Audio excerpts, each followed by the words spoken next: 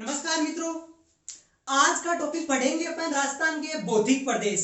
ठीक है, अपने राजस्थान की ज्योग्राफी चल रही है जिसके अंदर अपने राजस्थान का इंट्रोडक्शन कंप्लीट हो गया है 3 पार्ट के अंदर। उसके बाद में अपन राजस्थान के जिलों के जो बौद्धिक प्रदेश नाम है उनके नाम प्राचीन नाम वो पढ़ लिया और उसके बाद में टॉपिक पढ़ लिया अपने राजस्थान के संभाग। और ये मानो तो दूसरा टॉपिक है राजस्थान के बौद्धिक प्रदेश, उसको एक टॉपिक मानना आप। तो आज का टॉपिक पढ़ेंगे राजस्थान के बौद्धिक प्रदेश। ठीक है, देखो राजस्थान भूगोल का एकमात्र टॉपिक है जो लगभग हर एग्जाम में 5 से 7 क्वेश्चन इसमें पूछे जाते हैं। 5 से 7 क्वेश्चन हर एग्जाम में पूछते हैं क्योंकि काफी बड़ा टॉपिक है, इंपॉर्टेंट भी है।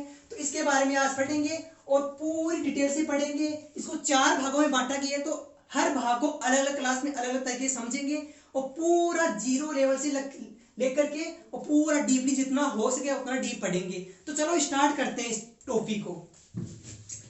तो राजस्थान के इस बौद्धिक प्रदेश को पढ़ने से पहले इसमें 3 आपको डायग्राम बताऊंगा, वो आपको दिमाग में पहले क्लिक करना है। देखिएगा,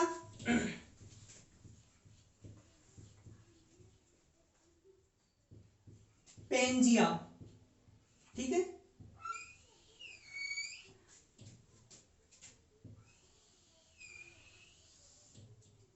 पेंजिया और पेंथालासा।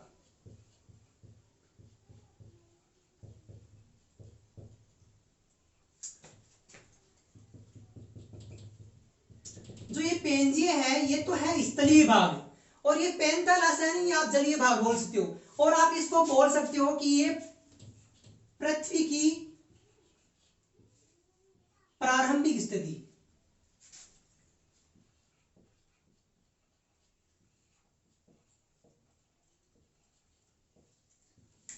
ठीक है, पृथ्वी की प्रारंभिक स्थिति है ना, यही है।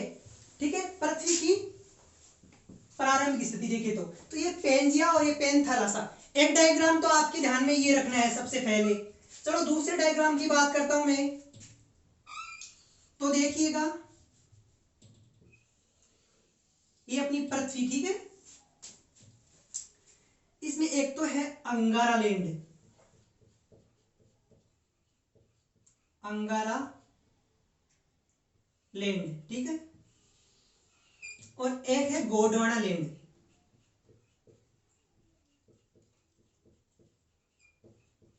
अंगारा लैंड और गोंडवाना लैंड, जो ये बाकी आपको दिखाई दे रहा है इन दो के अलावा, ये क्या है? जलीय भाग। तो इस जलीय भाग को क्या बोलते हैं? 33 सागर। ठीक है, और आप इस स्थिति को बोल सकते हो, कौन सी स्थिति? प्री कैम्ब्रियन काल की स्थिति। प्री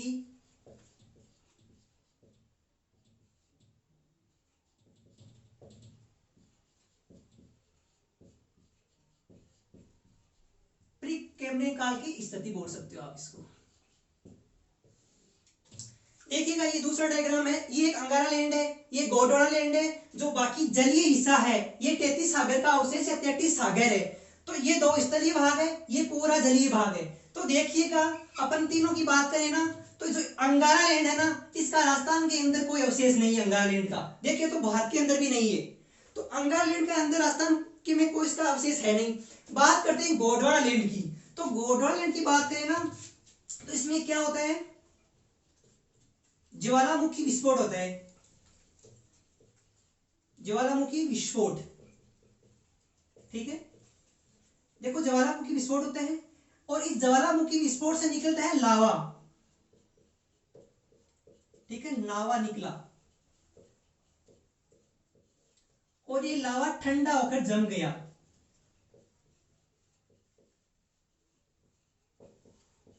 ठंडा होकर जमा, ठीक है, और इससे दक्षिण के पठार का निर्माण हुआ।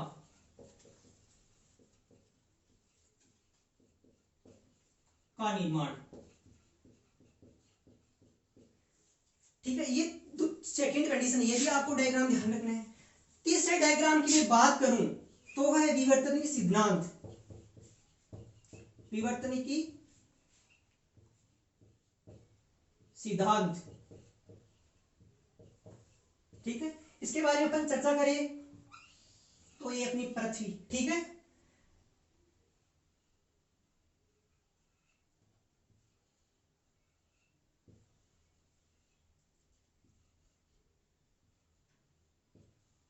देखिएगा ये है यूरोपियन प्लेट,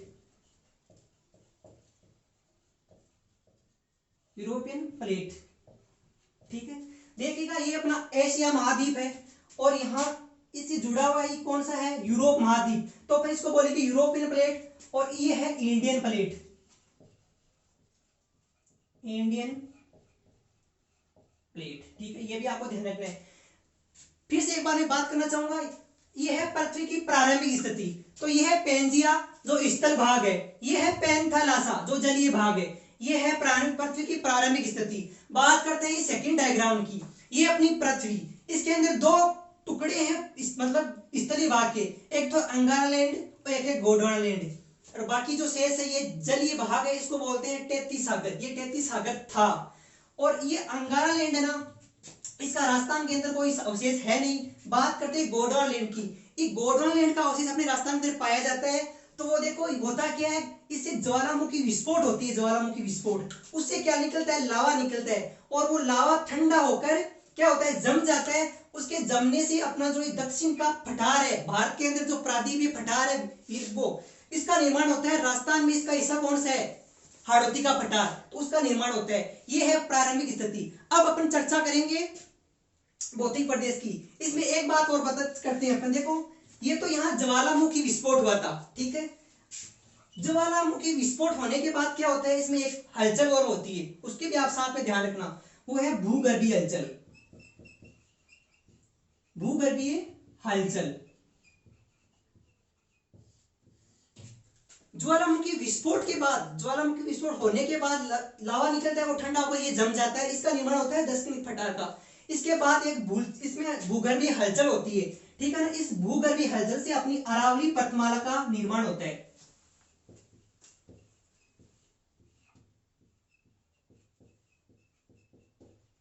ठीक है ना, अपनी अरावली पर्वतमाला बनी, ठीक है, ये भी आपको ध्यान रखना है। ये सेकंड बात, पहले तो ज्वाला विस्फोट हुआ था ज्वालामुखी, और उसके बाद ये भूगर्भीय हलचल होती है और अरावली पर्वतमाला का निर्माण होता है। ये राजस्थान का भौतिक प्रदेश पढ़ने से पहले 3 डायग्राम आप दिमाग में सेट कर लो, देखिएगा अभी इनसे क्वेश्चन बनेंगे, आगे ये काम आएगा, ये देख लेना। अभी पहले ज्वालामुखी विस्फोट हो रहा है, बाद में भूगर्भीय हलचल हो रही है, ये तीनों डायग्राम आप ध्यान रखना, मैं इसको डिलीट कर रहा हूं, ठीक है, ये ध्यान रखिएगा आप दिमाग में तीनों, अभी आगे काम आएंगे।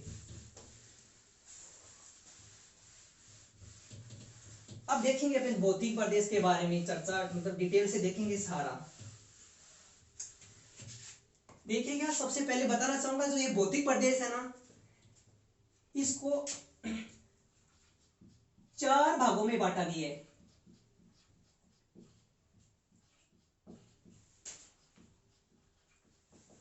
ठीक है ना। डायरेक्ट पूछे ना कि राजस्थान के भौतिक प्रदेश को कितने भागों में बांटा गया है, तो आप बता देना कि 4 भागों में बांटा गया है, ये आपको ध्यान रखना है, 4 भागों में डिवाइड किया गया है। अब इन 4 भाग कौन कौन से अपन मैप से देखेंगे। मैंने पहले ही बताया कि अपन राजस्थान का जो ज्योग्राफी है पूरी मैप से स्टडी करेंगे, तो टोटल ज्योग्राफी अपनी मैप स्टडी चलेगी, याद करने का आसान तरीका यही है, तो मैप से देखेंगे इन 4 भागों की, ठीक है। मैं मैप बना के बता रहा हूं आपको, देखिएगा थोड़ा ऊपर बनाता हूं, नीचे दिखाई नहीं दे रहा होगा।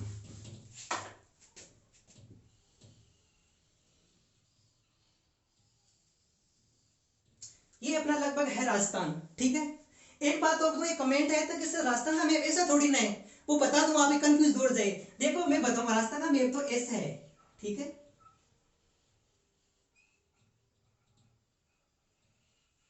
लगभग राजस्थान का मैप तो ऐसा है, लेकिन मैंने आपको शुरू में बताया था कि राजस्थान का मैप ये क्यों बना रही है, अपनी आसानी के लिए बना रही है, ताकि समझ में आए। देखो ये मोड़े है ना, ये हटा दो, ठीक है ना, अच्छे से समझ में आए, इसलिए मैंने बनाया था ये। तो किसी ने कमेंट किया कि सर ये क्या मैप बना रही हो, क्या आप ध्यान रखना, मैप इसलिए बनाई है। देखिएगा इन 4 भागों की बात करते हैं कि इन 4 भागों को कैसे डिवाइड किया गया है।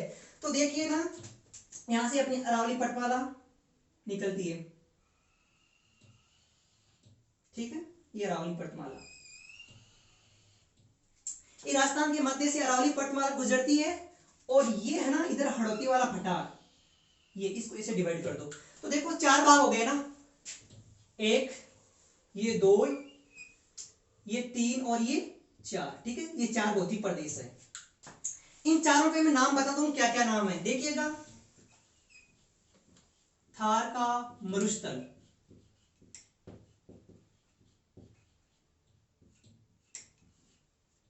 ठीक है, थार का मरुस्थल। सेकंड का नाम है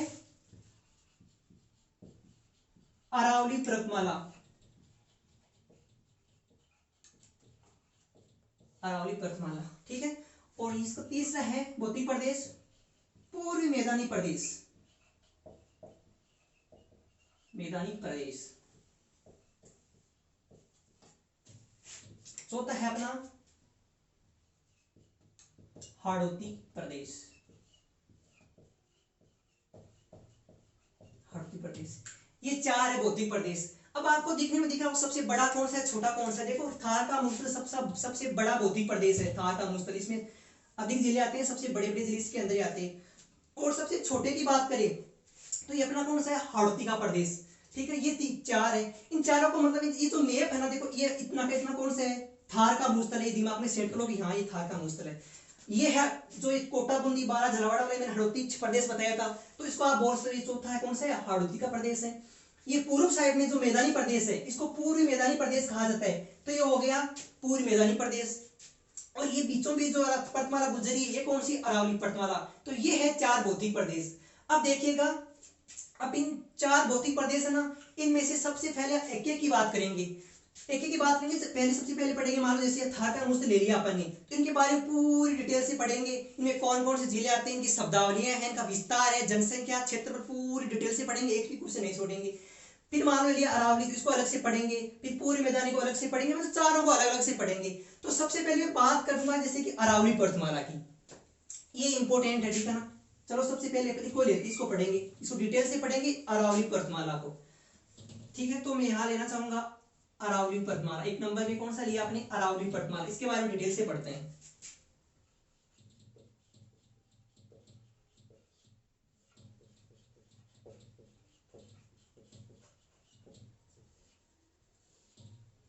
देखना ये अरावली पर्वतमाला, इसके बारे में देखते हैं।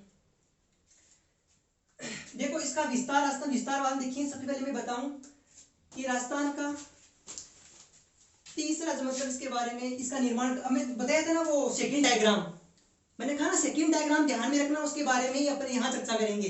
तो देखो अरावली पर्वतमाला है ना, इसका निर्माण कब हुआ, कैसे हुआ, वो कौन से डायग्राम में था, सेकंड डायग्राम में। विस्फोट से हुआ था, भूगर्भीय हलचल से हुआ था, उनके बारे में बात करते हैं।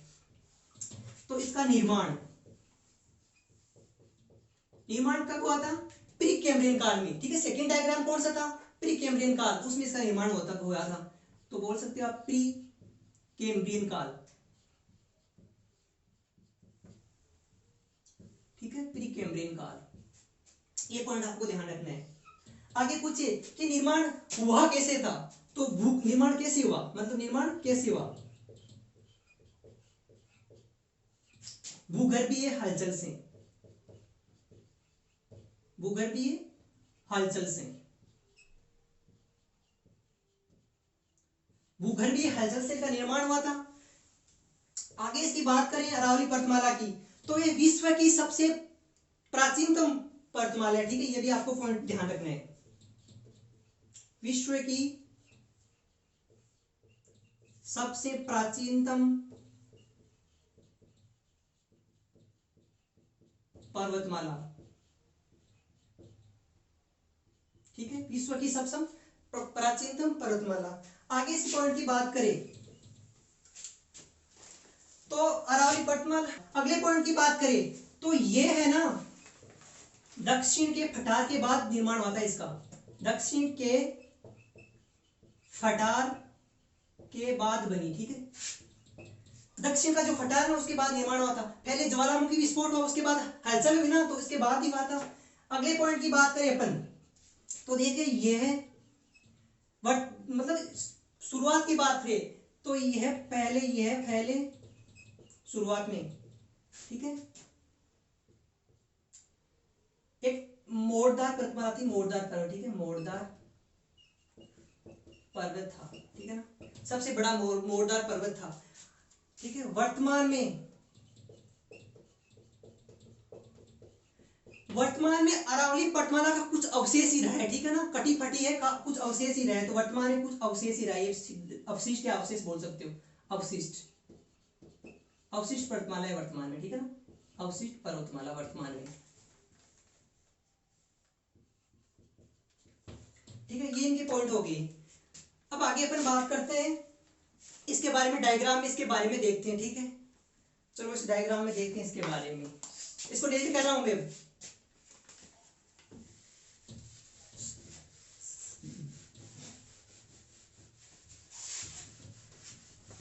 डायग्राम में अरावली पर्वतमाला की स्थिति कैसी है वो देखेंगे। ठीक है, तो अपनी अरावली पर्वतमाला चल रही है।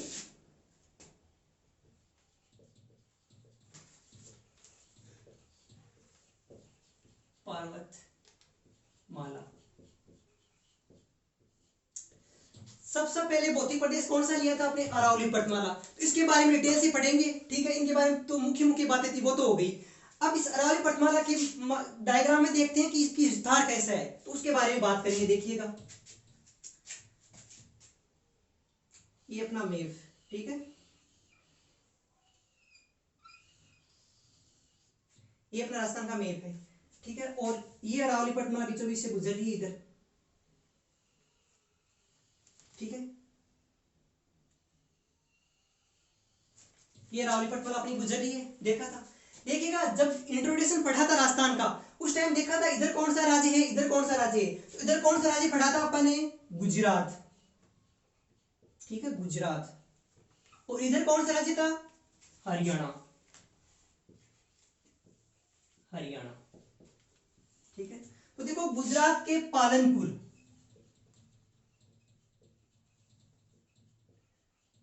गुजरात के पालनपुर से ये इसकी शुरुआत होती है। और हरियाणा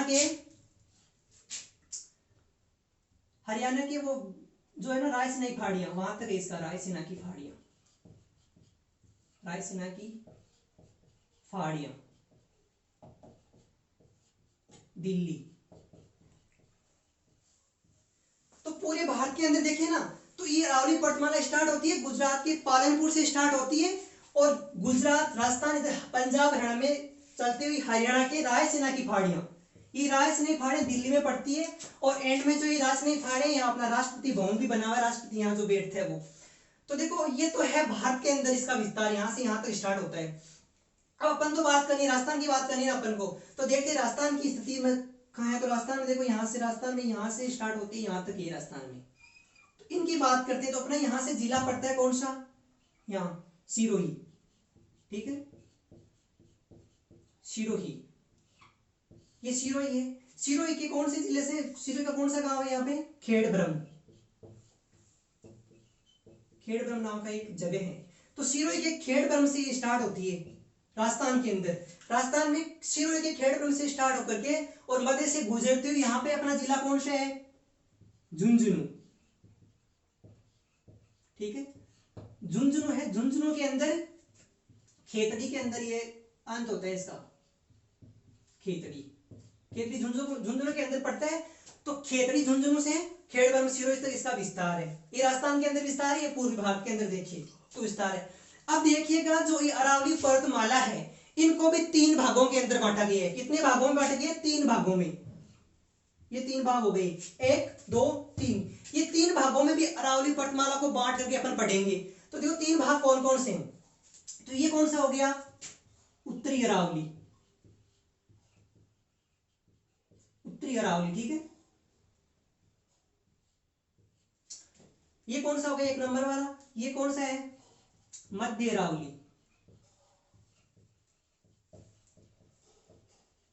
ये हो गई मध्य अरावली। और ये दक्षिण अरावली।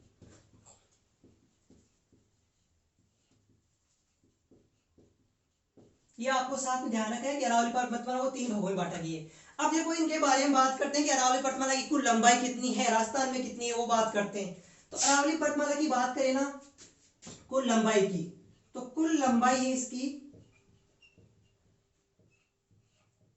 692 किलोमीटर। पालनपुर गुजरात से लेकर के हरियाणा की रायसीना पहाड़ी, तो लंबाई कितनी है, 692 किलोमीटर। याद रखना है, टोटल लंबाई है अरावली पर्वतमाला की 692 किलोमीटर। अब बात करें कि अरावली पर्वतमाला की राजस्थान में लंबाई कितनी है। ठीक है, राजस्थान में लंबाई, राजस्थान में लंबाई की बात करें अपन, तो 550 किलोमीटर की राजस्थान लंबाई है। 550 किलोमीटर। 692 तो टोटल है और 550 राजस्थान के अंदर 692 में से, मतलब लगभग है 80%। 80% किसमें, राजस्थान के अंदर है। ये पॉइंट पे आपके लिए ध्यान रखना है। ये हो गई अपना डायग्राम में अंदर समझ लिया अपन के अरावली पर्वतमाला का डायग्राम के अंदर ये स्थिति है इसकी। अब इसको इसके तीन जो भाग है, इन तीनों भागों की बात करेंगे। इसकी कौन कौन से झीलें आते हैं, उत्तर जो पार्ट ना अरावली पर्वतमाला तीन में देखा है आपने, ठीक है, 3 पार्ट में बांटा है। अब इनके बारे में अपन चर्चा करेंगे अगली क्लास के अंदर। तो देखिएगा जो ये अरावली पर्वतमाला है, सबसे पहले इसके बारे में देख लेंगे, विस्तार देखा है डायग्राम से। ये डायग्राम से अरावली पर्वतमाला का विस्तार है। अब डिटेल से तो अब अगली क्लास के अंदर पढ़ेंगे, ठीक है। तो अगली क्लास में पढ़ेंगे इसके बारे में, डिटेल से पढ़ेंगे।